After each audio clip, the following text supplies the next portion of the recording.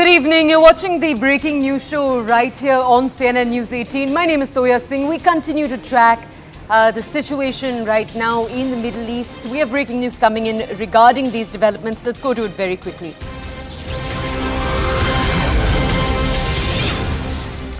As we learn that Israel is continuing to move in its troops towards Gaza on the ground, we are receiving the news that top government sources within India are saying that they fully support and stand by Israel. They're also saying, and this is top Indian government sources, they're saying that this is a terror attack, and this is something that has been clarified by the language used by the Prime Minister. They've said India will be all out in support of Israel.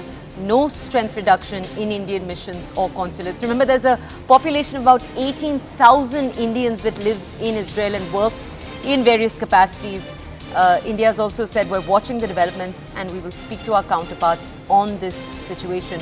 Remember, since Saturday, 36 hours ago, 7 a.m. is when we first broke the news that missiles had been fired from the Gaza Strip into southern Israel.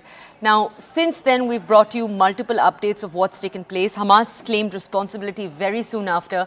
Videos have been going viral showing Hamas terrorists entering Israel in various manners. So you have them entering Israel through sea, through land, and through air. But remember, the Gaza Strip is 2.5 million people. What is their fate, especially as videos right now go viral showing that Israel troops are moving closer and closer to the Gaza Strip?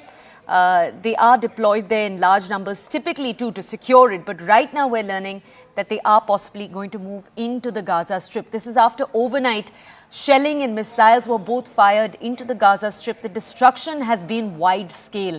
Remember, what makes this particularly tricky is that the Hamas is known to use civilian residences, civilian areas sometimes to fire the missiles, which makes it more complicated. However, what does this mean for the civilians that are in that 2.5 million population that you have living in the Gaza Strip?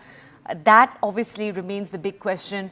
We'll continue to bring you reports from the ground. But remember, we've brought you updates since early this morning, today, since yesterday itself, when the missiles were first fired from the Gaza Strip into southern Israel. Remember, at the same time as this is taking place, we're also learning that the Hezbollah, which is a different outfit in Lebanon, has also expressed their solidarity with Hamas. Now, my colleague Siddhant is with us to bring us more context on these developments. Siddhant, this second statement coming in from top government sources, very much in line with the messaging that the Prime Minister had already put out. Can you bring us more context? Well, absolutely. And look, India and Israel have a very strong bilateral relations, and perhaps it started way back in 1994, and both the nations have come a long way. Now, look, India's top priority, or perhaps the focus area of Prime Minister, is terrorism. In fact, India did organize conference on terrorism last year.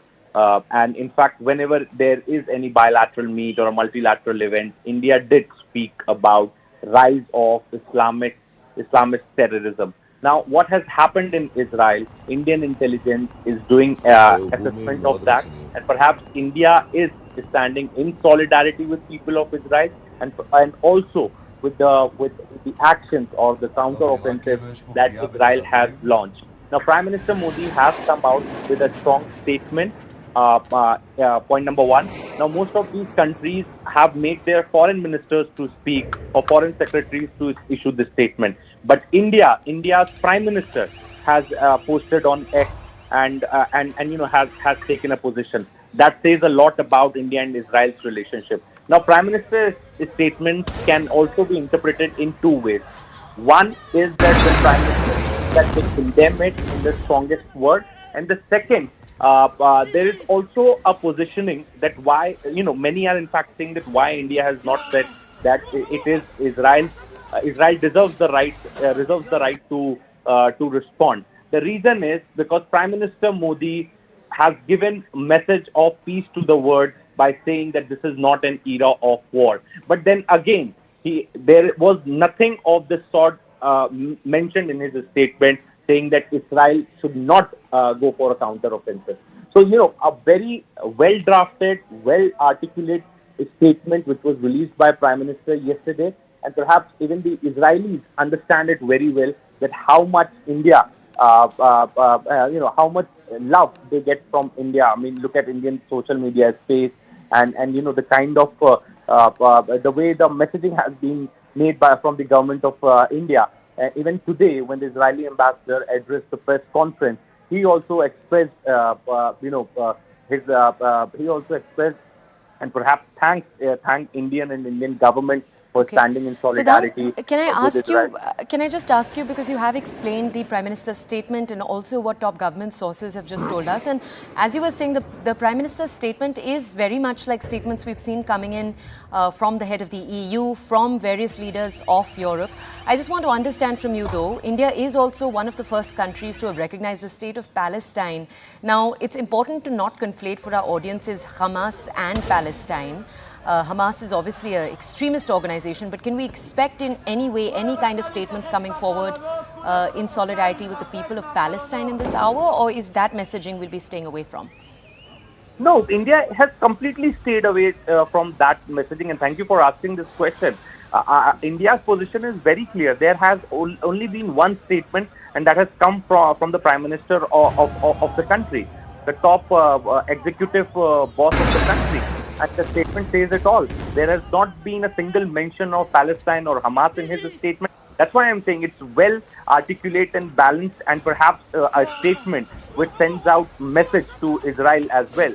And also, Prime Minister never mentioned Israel or Hamas, or not, no other statement. Or perhaps we should also not expect any other statement coming from India for Palestine, or I mean, what is happening there, or against any of the counter-offensive measures being taken by Israel. So India's position is very clear, and Prime Minister, has made a statement, a message which is very articulate. And reading that message, one can easily understand what is India's position. And at the government level also, India is ready to cooperate with the government of Israel, whatever they require, whatever they need in these in these difficult times. And I'm sure at the government level, both the governments must be consulting and speaking to each other as per the requirements are concerned.